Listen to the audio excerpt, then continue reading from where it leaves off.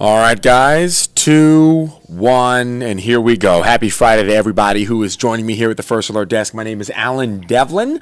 I'm an anchor here with Atlanta News First, and it is a pleasure to have you with me this evening. If you see my background here, it's a little bit different today. We're actually making some renovations in our control room. This is a live image every day. It's not just a picture. It's not a freeze frame. It is a live living video of our control room where our producers, our directors, and our engineers work the shows throughout the course of the day. So you can see them right behind me. Where is he? Right here. Working on refurbishing and renovating the actual control room so the lights are on so they can see.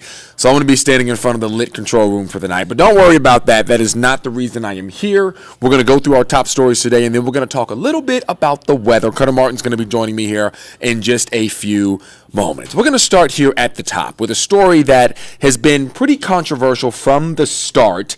So right now, these boxes, you've seen them, over 100,000 signatures were delivered to Atlanta City Hall a couple of weeks ago in protest of the Public Safety Training Center.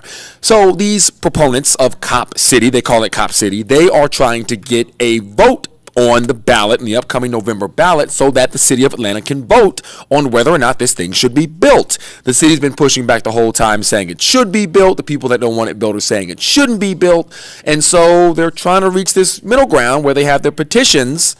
They're going to create a petition to get it on the city ballot so people can vote for it. The thing is, today the city published all of the signatures from everybody, or most of the people that actually voted, or at least voted to have it go to a vote. And some people are saying that's not the move. They don't want that to happen. They don't want these people to have their information out there. They believe it should have been redacted. So there's been a lot of outcry and pushback on the city's decision, which is just the latest installment on what has been a mess since its inception. This entire thing with this Cop City or this training facility, depending on which side you're on, it continues to hit roadblock after roadblock. So now what you have is the city, I guess, not even being able to put it on the ballot, not even being able to vote on it because of legal reasons. It's a mess. But regardless, those petitions right now, all of those signatures are published online. You can see them. Everybody that put their name down in petition of the facility, it has been published, and the opponents to the facility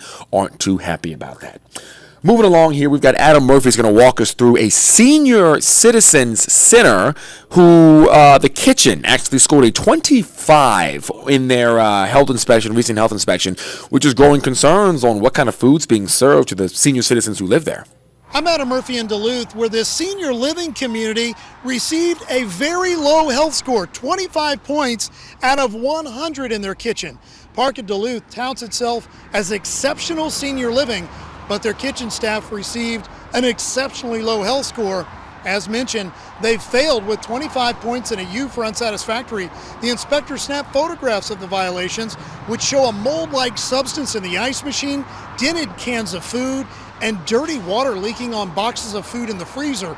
In addition, the report noted several food items at unsafe temperatures. Now, management here said they have corrected the violations. In fact, the executive vice president of the property said they had their kitchen commercially cleaned, they addressed the issues noted in the report, and now they're waiting on a reinspection. So hopefully that reinspection comes real soon, because right now they are in bad shape at a 25. Last story I'm going to share with you guys here this evening is one that is only growing by the day. Jimmy Carter returns 99 on October 1st, this coming Sunday. But Chelsea Beimfohr actually went back in history to a band known as the Allman Brothers. You may or may not remember who they are and know who they are, depending on your generation. But they are in part credited with helping Jimmy Carter secure the White House. And when I say Jimmy Carter, a lot of you guys know him as the president of rock and roll. Jimmy Carter loves music, and he used that to his advantage when campaigning for president in the 1970s. Here at the Carter Center, you'll see references to him being nicknamed the rock and roll president. And about 80 miles south of here, there's another museum that honors a Georgia-based band that's credited with helping Carter win the White House. At the Allman Brothers Big House Museum in Macon, you'll find old memorabilia, framed records, musical instruments, concert posters, and photos of Jimmy Carter. I think people are unaware of their relationship with President Carter.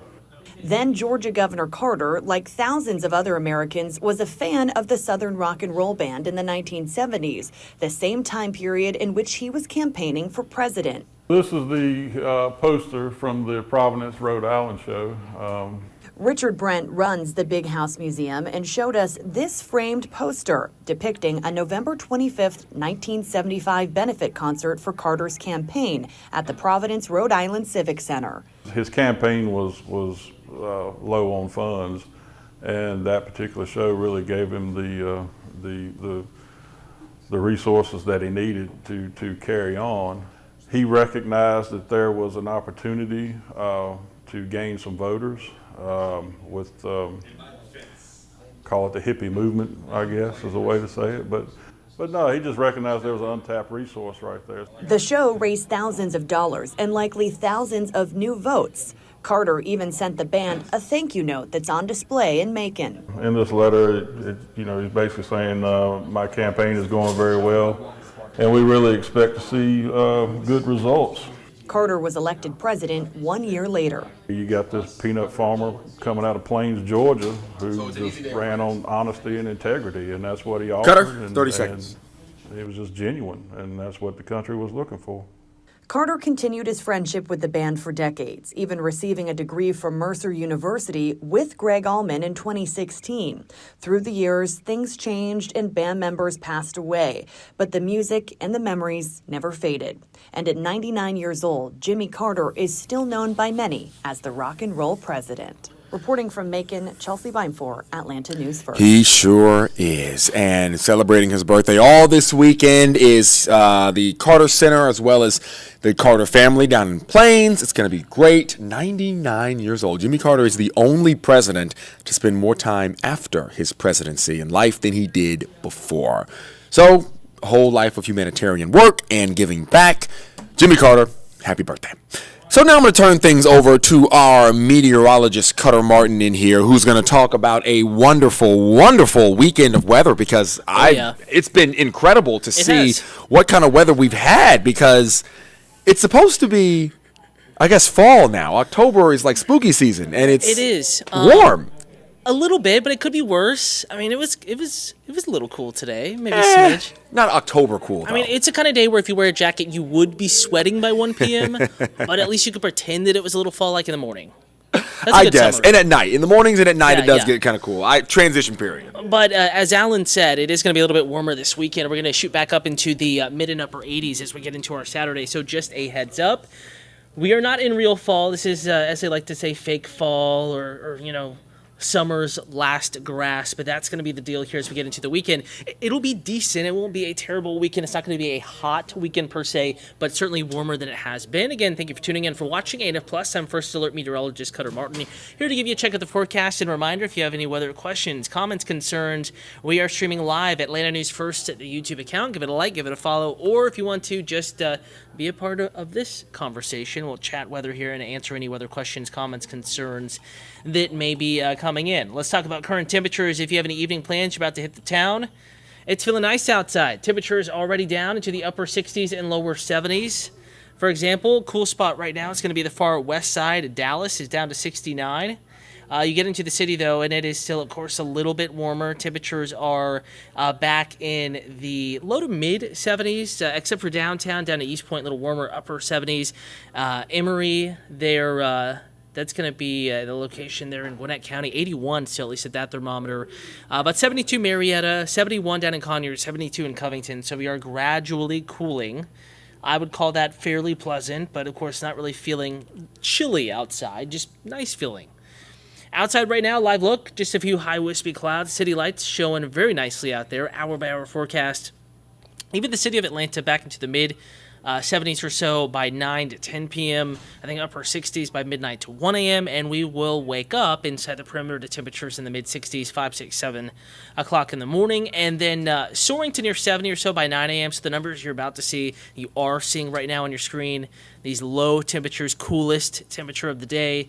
They're likely to occur before 8 o'clock in the morning. 54 at Blairsville, 64 downtown Atlanta, far southeast side, right around 60 or so. If you get outside of the core of the city, it'll be a little bit cooler, but you get in town, and it will be a little bit milder. Temperatures in the low to mid 60s. Still, though, a pleasant start. Case in point, talking about metro temperatures, notice McDonough about 60, 61 in Roswell, Milton, Alpharetta area as well, 60 Douglasville and Palmetto. You get inside the perimeter, more like 63 to 64. So a little bit milder. Heading out to brunch tomorrow. It'll be gorgeous. Temperatures warm from the 60s, 8, 9 o'clock in the morning, back up to near 80 by noon. So a pleasant morning with lots of sunshine in the first alert forecast. Perfect for brunch. Perfect to also not just go to brunch, but also get the outdoor table. Absolutely stunning. Sunshine, low humidity, those factors sending temperatures into the mid to upper 80s. Atlanta in the city, about 86. 83 Gainesville. So if you have plans up on Lake Lanier, Hall County, it'll be absolutely stunning tomorrow. Keep the lake plans tomorrow and Sunday. Perfect weekend to get outdoors and enjoy it. It's going to be absolutely wonderful. 83 in Gainesville, Lake Lanier, high temperature in the lower 80s, mid 80s Athens, Rome 88. A little warmer up in Floyd and Chattooga counties, but a drier warmth. Not feeling all that uncomfortable. Noonan is at 85 tomorrow afternoon for a high temperature. So Coweta County, Fayette County, Tripp and Heard counties, mid 80s, kind of the average tomorrow. Warmest between 3 and 5. Another activity that's going to be great with the weather tomorrow, North Georgia State Fair. The last Saturday of the fair, last weekend of the fair, opens up 10 a.m. And it will not cease. It'll not be over until midnight Sunday morning. And then Sunday as well, you can head back out. But Saturday, this will be the last Saturday, 10 a.m., Saturday to midnight Sunday morning, 11:59 or so Saturday night. Get outside and enjoy it. Lots of sunshine, though. It is going to be very sunny. Make sure you wear the sunscreen, apply and reapply, despite it being a little cooler and that sun angle being a little bit lower. The UV index will still be elevated enough to, of course, give you a sunburn if you're outside and unprotected for an extended period of time. So just make sure that you are wearing that sunscreen, applying and reapplying. And again, keep an eye on that forecast as we get into next week. No real changes initially. We're going to show you the 7-day forecast now. In fact, as we get into the early portion of the work week, we actually do have another bout of some cooler and drier air filtering back into North Georgia and metro Atlanta. So mornings may actually trend just a little bit cooler. Not by much, but from 64 or so Saturday morning back into the lower 60s next Monday, Tuesday, Wednesday, and Thursday mornings.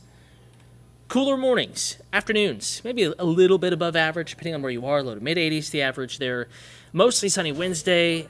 Kind of a gradual transition back to more cloud cover, partly cloudy Thursday, and then more clouds, much more in the way of cloud cover Friday with a scattered chance of rain, though I will say there is some uncertainty with exactly when that will return, the rain chance that is, will return to the first alert forecast. There is some uncertainty there. So right now forecasting a rain chance to re-enter the picture Friday. Some data as early as Thursday night, and some data holds off this next front. That's what's bringing the rain chance, holding off the next front until Saturday.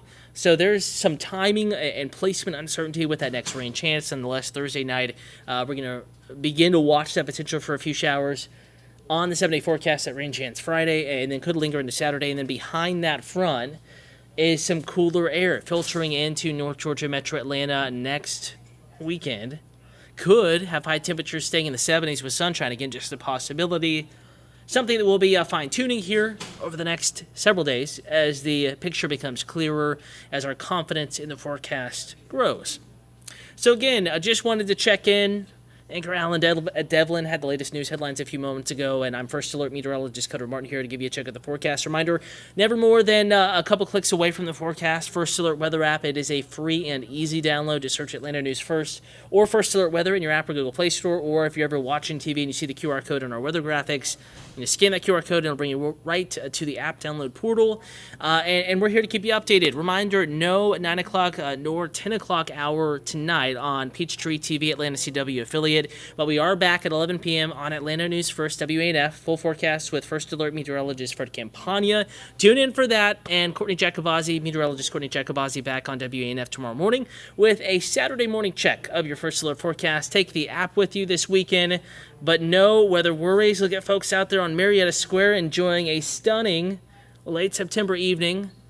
Folks really filing into the square for the event this evening. Again, get outside, enjoy it. A little warmer tomorrow afternoon, and then a nice work week coming up in the forecast.